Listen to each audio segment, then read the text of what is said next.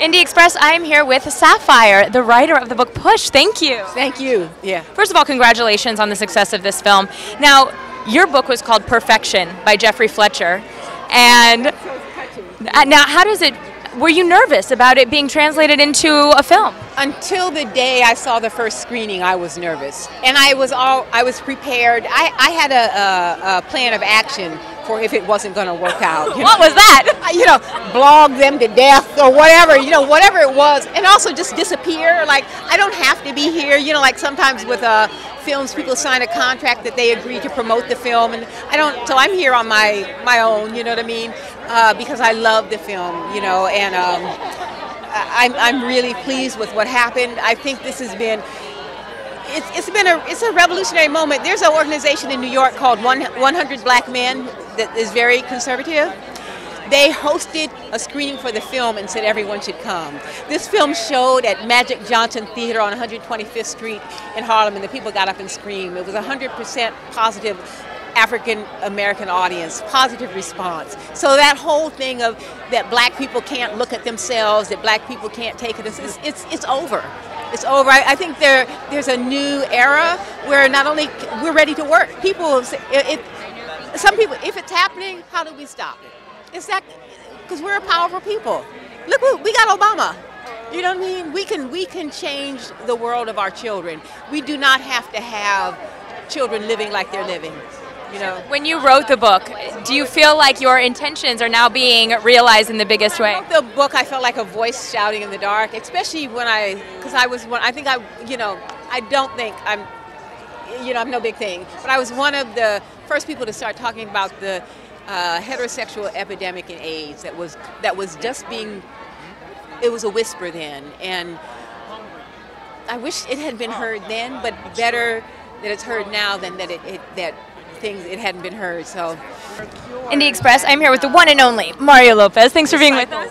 Thanks for being with us. You're like peeping around the corner. We're so crowded out here. No, that's cool. Good for you that you're trying to hurry up and get some popcorn and get into the movie right here. But I'm real excited to be here. Tyler Perry's a friend of mine, so I'm happy it's going well. Oh, that's awesome. And what about this movie are you most excited about, aside from supporting your friend?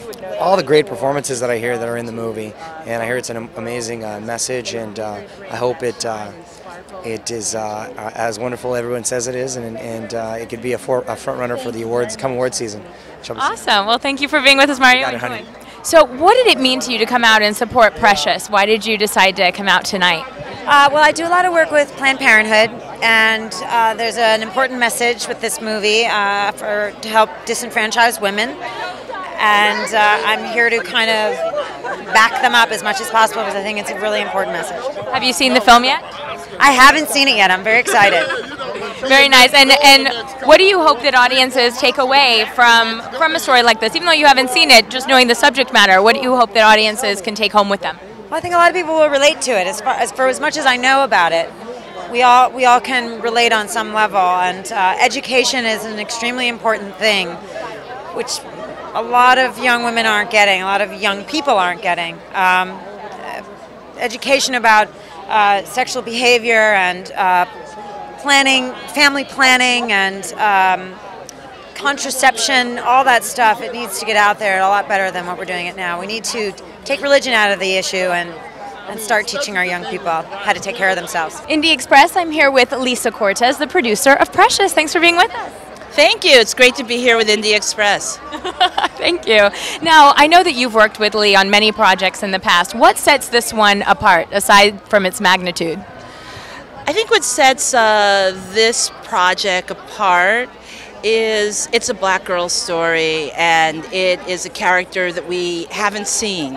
When's the last time you saw a 350-pound young African-American girl who is happy, she is sad, she is dealing with serious dilemmas, and she is pushing through?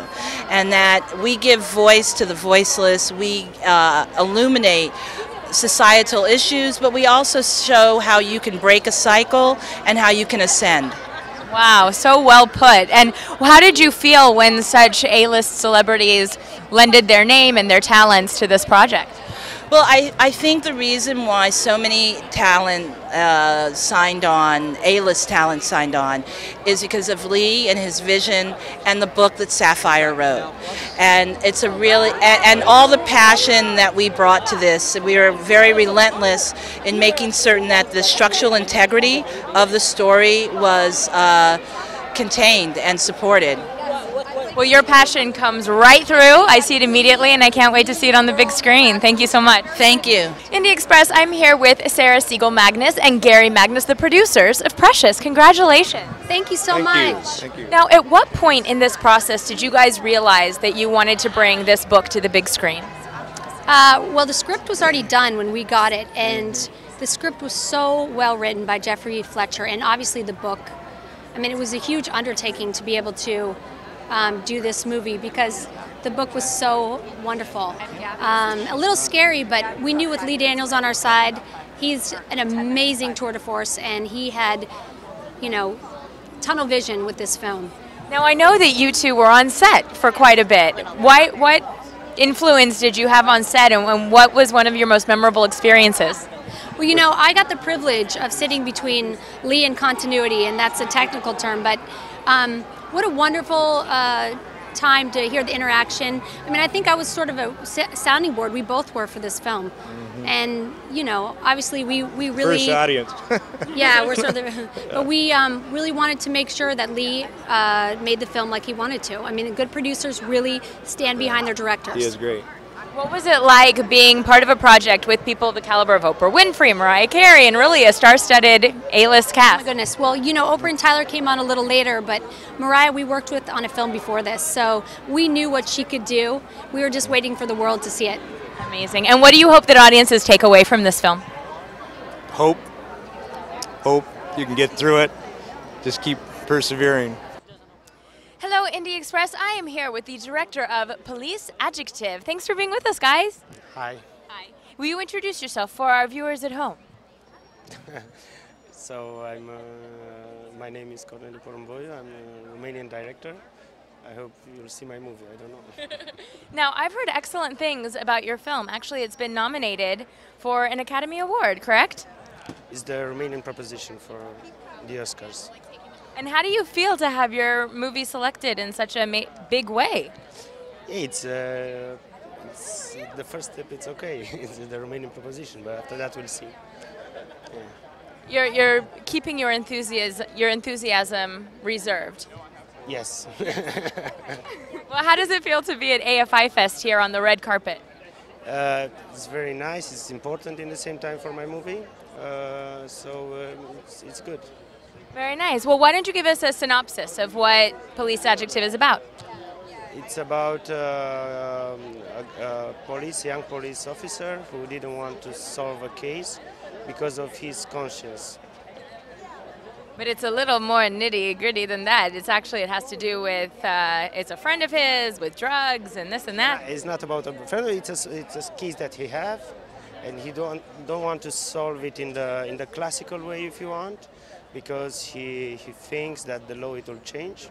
So it's a movie about words, if you want, and it's a movie about how he considered that conscience is for him.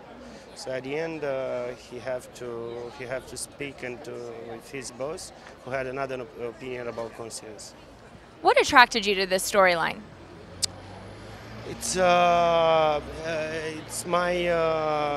obsession of mine, if you want, about what is behind of words at the end, and how each one of us understand another things.